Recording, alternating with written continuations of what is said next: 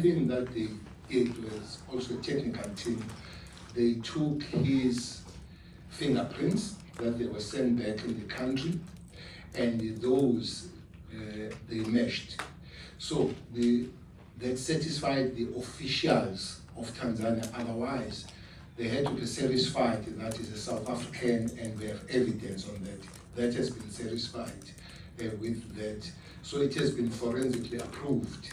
That is him, and then the coming back of him is granted by the officials on the other side on that way. One will be facing Paul is involved in the AD and abetting escape. He will also be facing murder of a number of bodies that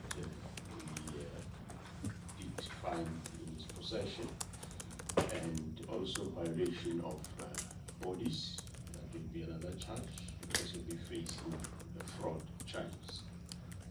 Obviously, in that facility, we have different sections. We chose to then accommodate him at CMAX because we're also looking at the intensity of the security and the contact that we need to manage around him, given the type of offender he is. We are placing a 24/7